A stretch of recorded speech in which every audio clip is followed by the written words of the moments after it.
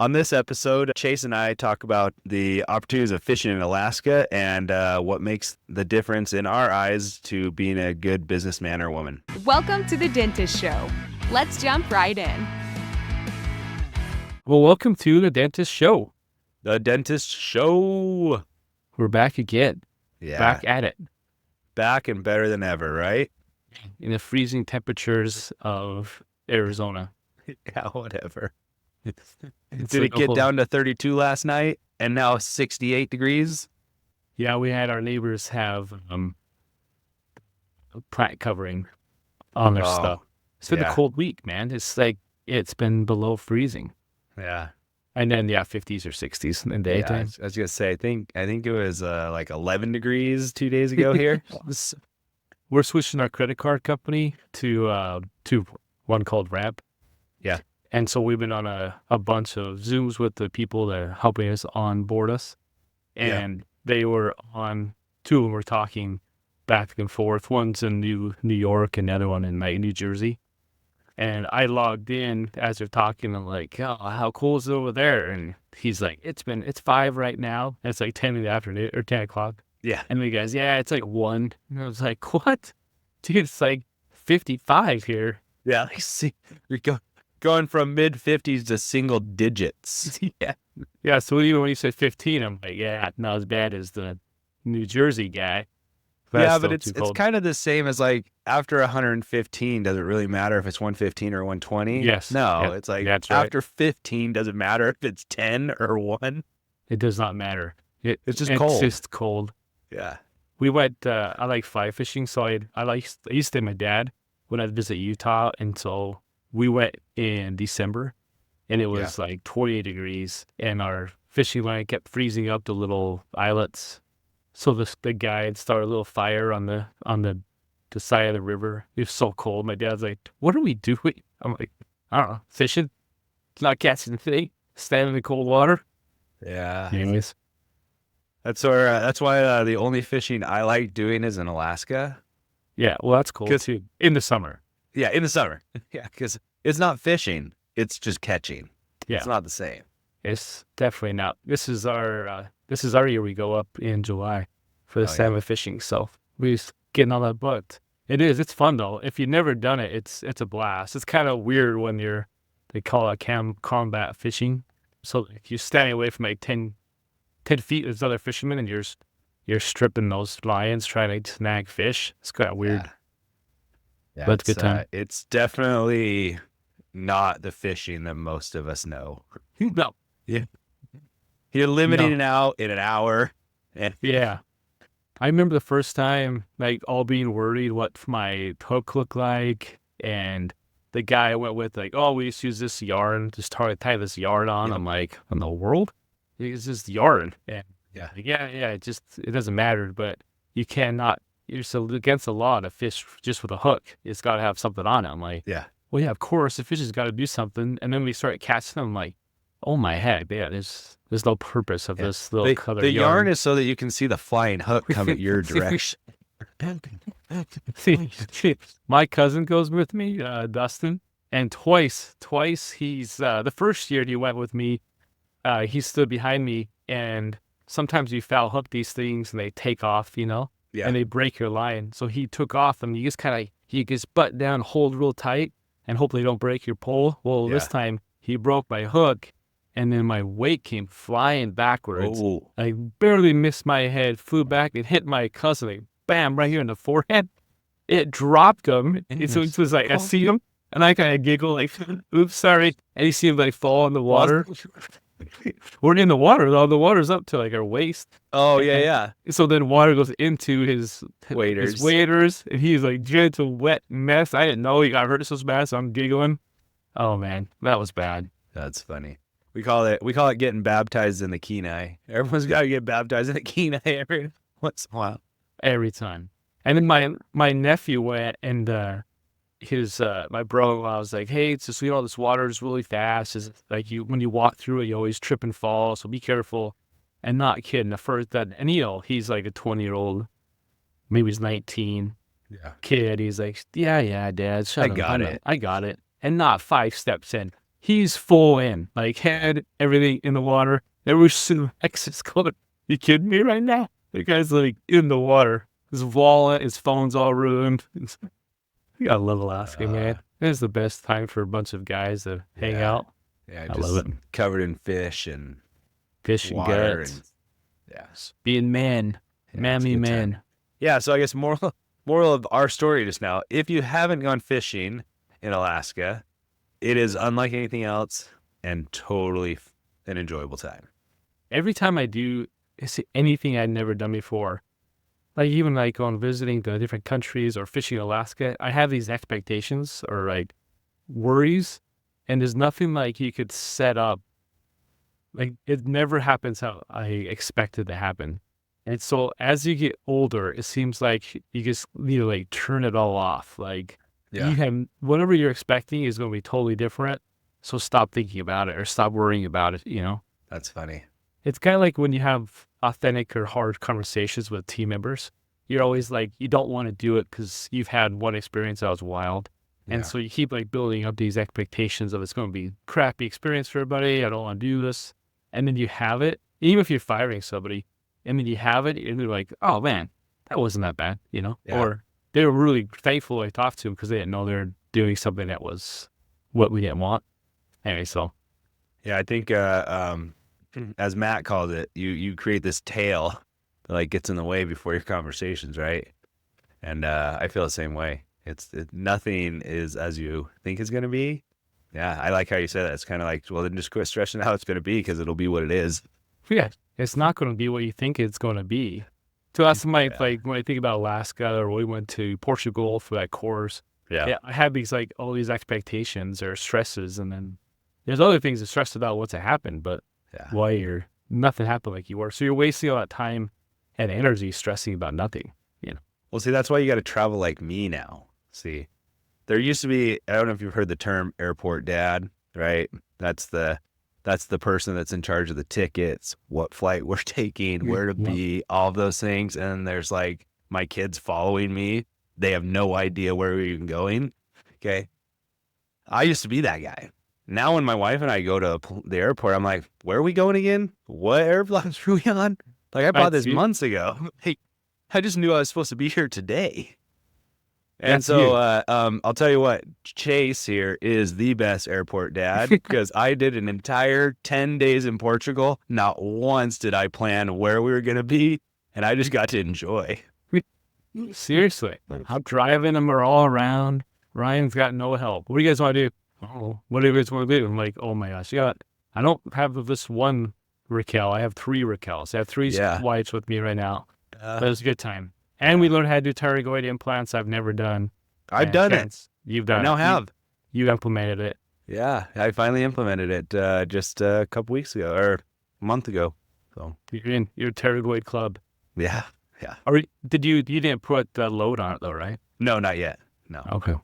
Cool. That's what we'll find out. Is that a backup or are you going to use it? I mean, it's definitely not necessary for this case. And we'll see what the final prosthesis could look like once everything's healed in there. You almost want to use it so you kind of know, like, that's what I want to use it if we can. And the patient kept his lower teeth, and he has all the way back to his second molars on that side, on the lower. So it'd be functional. Like, might as well do it since it's gonna be in function.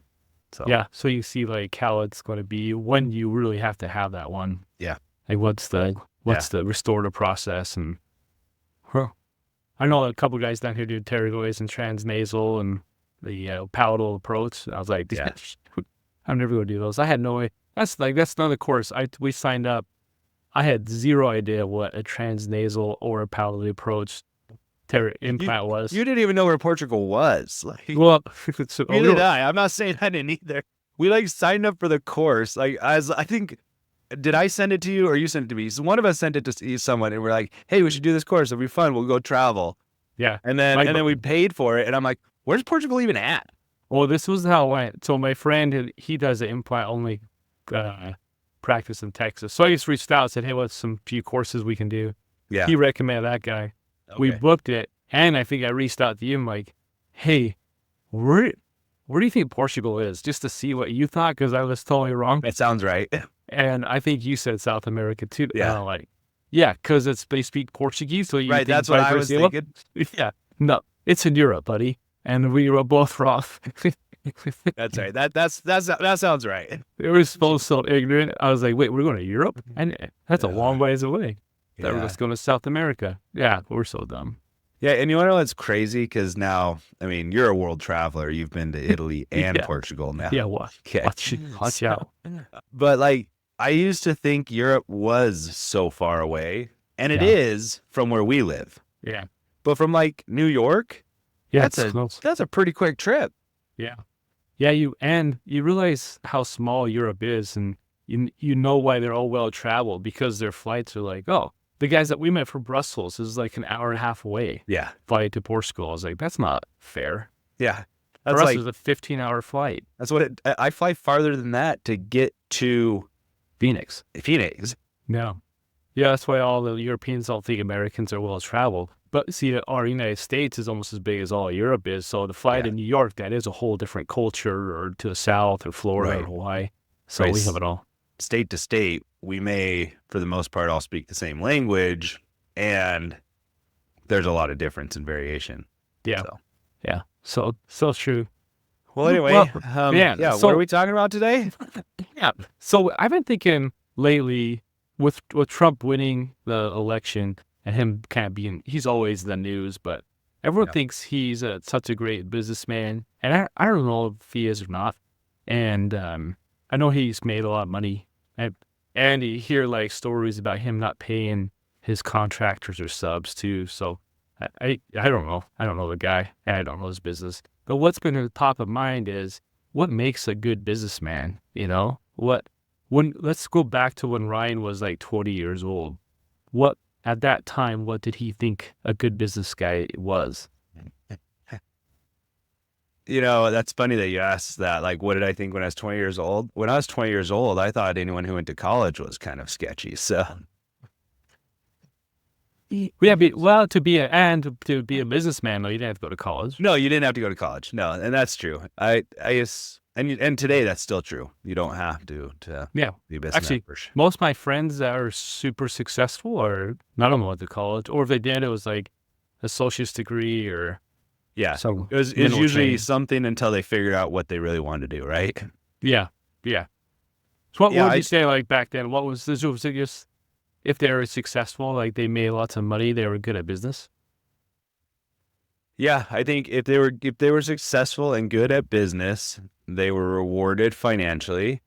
And then probably to a certain extent, if they were really well rewarded financially, they were probably doing something shady. All right. If they're making too much money, Yeah, if they're making too much They're money, dirty. right? And that might actually come from my upbringing a little bit, is, you know, the salt of the earth, if you will, the good folk where, we're working on the farm, working really hard, and there wasn't necessarily a huge financial reward for what we were doing, but we were doing all the right things, if you will, or maybe what I would thought was all the right things. And that if you were selling services in a different way that weren't providing food for others, it was maybe taking advantage of something. And I don't know how going back in time, I don't know how I truly saw it, but it feels like that was maybe a little more of my opinion, that in order to make a lot of money, you had to be doing something that maybe wasn't 100% right? good and right in the world. Yeah. And I think it's funny how many people will support you when you have dreams. Yeah. You know, they want you to have dreams and goals. And sometimes when you hit those goals or dreams, some people will turn on you a little bit and say, well, you're probably cheating the system, or Yeah. you're probably doing something against the law or something, or you're just cheating other people out of money. And some people, I think they do. And some people obviously just make money legit ways and been fortunate and take advantage of the luck they've having at that moment. And what brings us to mind is we've acquired quite a few dental offices, and compared to the average dentist, and not nearly as many as the MB2 or other ones out there. Yeah. But what makes me think about it, sometimes when these older guys retire and we take over the practices, you walk in and you go, okay, did you think you were running a good business because you didn't keep up the practice? Like, did you think you were a successful businessman because you made a little money at the end of the day and you didn't spend money on keeping up the facility? Like Yeah. you have rotten cabinets or countertops, or you have carpet, like dirty carpet everywhere. In your mind, were you a great businessman because you're like, look at me, I'm cutting all these costs so I can make more to take home? Or were you just kind of just kind of checking out and didn't really care about if you were not good at business, you know? Yeah. I think we've talked about that a few times, like certain dentists are like, were they trying to scrape out the last dollars they possibly could on this place? Or were they just so checked out they didn't even care to think about it? Yeah. And so I Yeah. think in my mind, it's changed a lot. I think when I thought a good businessman, it was one, you just made a lot of money. You had no relationships with your team. Like that wasn't even like in my mind anywhere that you'd have a team you'd have a relationship with. So I didn't even think that. I thought this business guy or successful business guy just made money. And then, yeah, they just screwed all their suppliers or just kind of drilled them down to the penny, or they didn't pay stuff off because they're being good at business, you know? And Right. I think the last probably 3 years has kind of changed, and it's still, you got to watch your bottom line. You still got to keep an eye on those profits and those profit and loss statements. And it also says something like you can be successful and you can have a beautiful practice, even though if it's not like the most newest up-to-date techie practice, you can still have a nice space that your patients and team, especially your team, will appreciate working in. And you might not make that 1 or 2% that year because you updated it or you kept it nice. And I think it goes a long ways then to realize that you have somewhere that people like to go instead of going in going, this place is disgusting.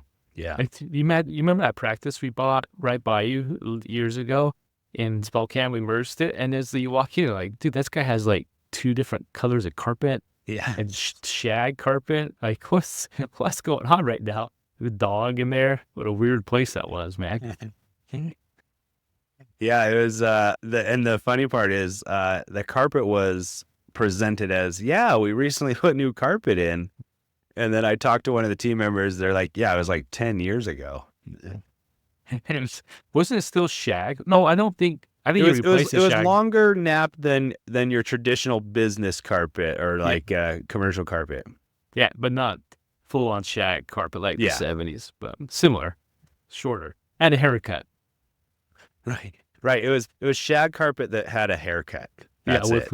with lots of bacteria and diseases. But and I think that's a mind shift a lot of people make, and we all want to make as much money as possible. As one, it's a scorecard. You know, how are Yeah. you winning at life sometimes? And then two, I think there's more important things. And if you get a team that's as good or better than you are, then you're going to make profit anyways because you're just reinvesting into them. Right. And I think that's a different mindset. Yeah, I have lately too. Also, that a limited mindset. I think it's funny when we buy a practice from a dentist that has a limited mindset, which a lot of them do, because it's more like, how can I get every penny out of this buyer as possible? Like, I'm going to stop paying the lab bills. I'm going to stop paying my supply bills and try to like make it the buyer's problem. Or I'm not going to update a single thing because I'm selling my practice. I'm going to make it the buyer's problem because I'm going to like suck every penny because there's only so many pennies in the world. So I got to like hold on all I can. You got to make sure that you get every single bit out of this sale. Otherwise, it will forever be gone. Yeah. It's just like such a limited mindset. And I think that's what's changed too, is having more of that abundance mindset of there's plenty of money. There's plenty of great people that we attract to work for us. There's plenty of amazing patients that we attract towards us. So if we lose one or two to another dental office that marketed better or something didn't go right, to me, I'm sharing on the other practice now, like, hey, great job, man. You stole patients from us, which is really hard to do. And you did it. So you're doing it right. Keep doing it, man. Whereas the old school mentality, and you see it in Facebook groups sometimes, is like, that patient or that practice poached my team members from me, or they poaching my patients. It's like, well, you ever think it's more of a you problem and not a they problem? And Yeah. maybe they don't Yep. want to work for you, or the patients don't want to come to you, or maybe they're just better at marketing than you are. Yeah. We actually had an office just down the road from us that I get the feeling that quite a few patients have come over to us since then or before then. And one of the patients was a new patient that was scheduled at their office, but they walked into our office because they thought we were that other office. Yeah. And we were like, no, we actually don't have you on the schedule. However, we would love to see you today. You're here and we've got an opportunity to help you out. And the other dentist called our office and was like, we gave the lady the information and told them where the other office was because she, was mistaken. And she's like, no, I'm here. I want to choose to stay here. But he called and was pretty upset about it. And like the actual dentist, not just the front office, but the actual dentist called and like gave my front office a little earful about it. Right. And my thing is like, I know we lose patients to other offices and other offices lose patients to us. And what it is whether we may actually be doing the best at our game, if you will, and we're attracting the patients we want in our system, and the patients that don't want to be with us are going to places they don't want to be, right? Or going to places that they would rather be. And I guess the long story, or the short end of that story is like, we can cheer everybody on and we can still be good business men and women. And it's creating the environment that attracts our ideal customers and our ideal team members, not all of the customers and all of the team members, right? Yeah, I think that's such a great shift to make while you're younger.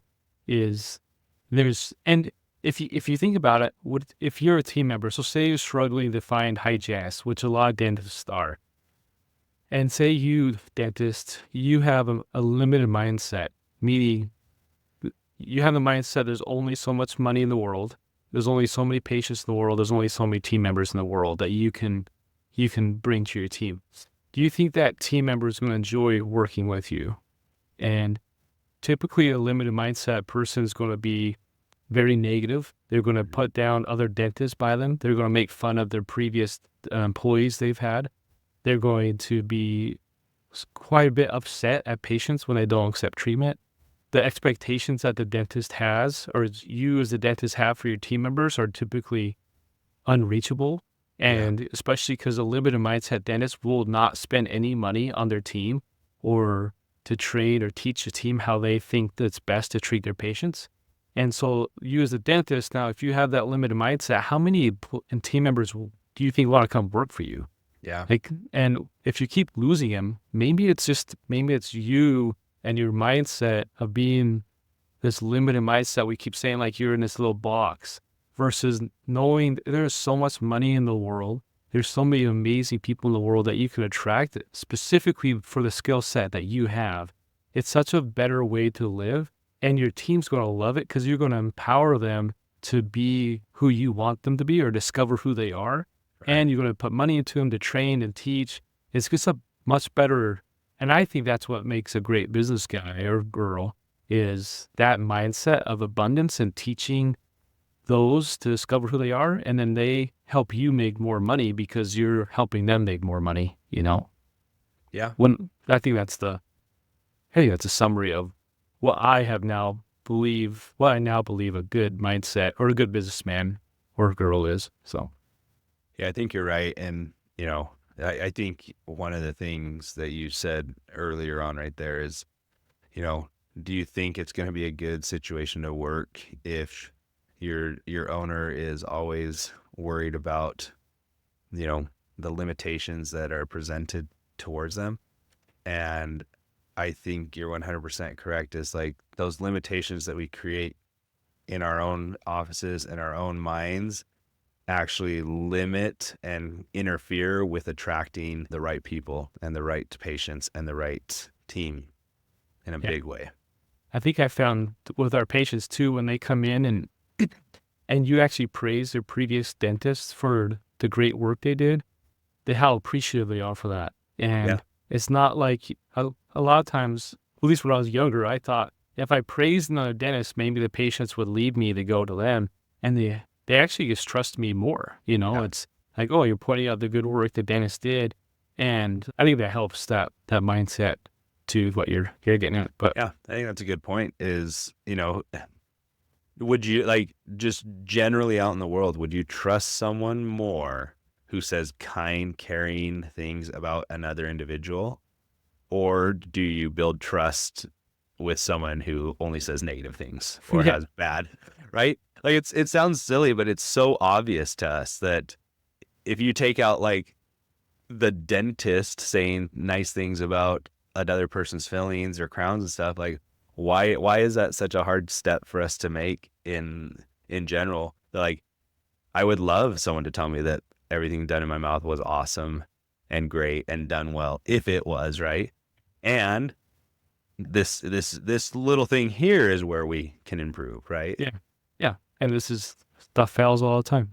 Yeah. I think that's such a more, actually, and I have found when I have been more positive too, sometimes I'm like today, I was at a meeting and someone was just like complaining about stuff she had no control over, like, why is Valentine's Day on a Friday? And it's like, I don't know. What, isn't that a good thing? I don't know. It's the way the calendar works. I don't know. Why are we complaining about this right now? And you find yourself like just removing yourself a little bit, like physically, like, I don't know, and I'm gonna move over here. Yeah, I don't want to sit this close to you anymore. You've now made me not want to sit close to you because I don't want to be associated with someone who gets mad that Valentine's Day is on a day that none of us control. Yeah, I have no idea, and it seems very convenient. It's on a Friday, but what do I know? Yeah, Friday night sounds awesome, like date night, right? Yeah, it seems easy. I mean, that's for a guy, I would say. Yeah. Well, that's good. Most couples get to sleep in the next day, right? Yes. Seems like a win-win there, everybody. I don't know. Seems awesome. We'll be on a flight to Fort Lauderdale on Friday on Valentine's Day. So my homework's done. What are you guys doing in Fort Lauderdale?